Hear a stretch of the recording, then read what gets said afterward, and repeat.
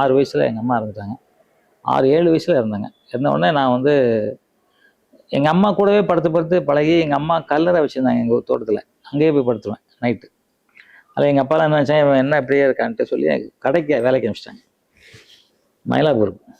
திருநெல்வேலியிலேருந்து மயிலாப்பூருக்கு அனுப்பிச்சி விட்டாங்க. எனக்கு அதே பாதி கஷ்டமாக இருந்துச்சு. கஷ்டமாக இருக்கும்போது அம்மாவை தான் இல்லை, அப்பாவையும் பார்க்க முடியல, அண்ணன் தம்பி யாரையும் பார்க்க முடியல. அது ஒரு பெரிய கஷ்டமாக இருந்துச்சு.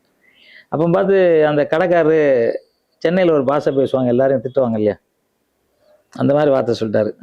எங்களுக்கு நம்ம ஊரில், எங்கள் ஊரில் அந்த வார்த்தை சொன்னால் கழுத்தை வெட்டிடுவாங்க. அதுக்கப்புறம் தான் மற்றதெல்லாம். அந்த மாதிரி வார்த்தை. எனக்கு கையில் சோடா பாட்டில் கிடச்சி, கோழி சோடா தூக்கி அடிச்சிட்டேன் 7 வயசில். அடித்து வெடிச்சிருச்சு. அவர் அடிக்க வந்தார் காலில் பாட்டில் குத்தி பிச்சுட்டு வச்சு ரத்தம். அப்புறம் வந்து அங்கே ஏத்தாப்புல கபாலி அப்படின்ட்டு, ஆனால் ஆக்சுவலாக அவர் எம்எல்ஏவாலாம் இருந்தார். நான் கூட இன்னொரு இன்டர்வியூவில் கூட சொல்லியிருக்கேன், அவரை பார்க்கணும் அப்படின்னு நினச்சிருக்கேன். அவர் தான் சொன்னார், இல்லை நீ தப்பு பண்ணுறா, நீ அந்த பையனை திட்டின தப்பு, நீ வந்து ஊருக்கு அனுப்பிச்சி விட்டுருந்தாரு. அப்புறம் திருப்பி ஊருக்கு வந்துட்டேன். திருப்பி ஊருக்கு போயிருந்தால் எங்கள் ஸ்கூலில் வந்து பெருந்தலைவர் காமராஜர் முதலமைச்சர். அப்போ அவர் வந்து அந்த ஸ்கூல் திறக்க வராங்க, சந்தோஷ நடார் உயர்நிலை பள்ளின்ட்டு.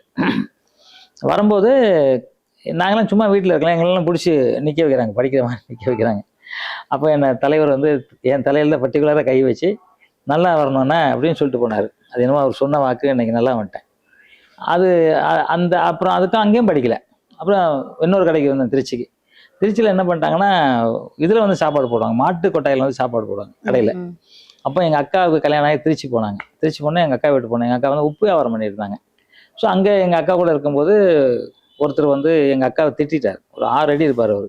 எங்கள் அம்மா எனக்கு ஒரு டைலாக் சொன்னாங்க, யாராவது ஒன்று அடிக்கணும்னு நினச்சா அடிக்கணும், கை தூக்கணும், மொத்த அடி ஓன் அடியாக இருக்கணும், அவன் அடி விடக்கூடாது அப்படி சொல்லுவாங்க.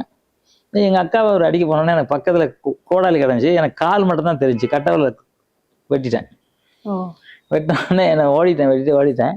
பட் அவர் ஐயோ மணி ஹாஸ்பிட்டலில் அட்மிட் ஆகி, அப்புறம் சொந்தக்காரர் தான் வரும், அதனால் ஒன்றும் பிரச்சனை இல்லைன்னு வச்சுங்களேன்.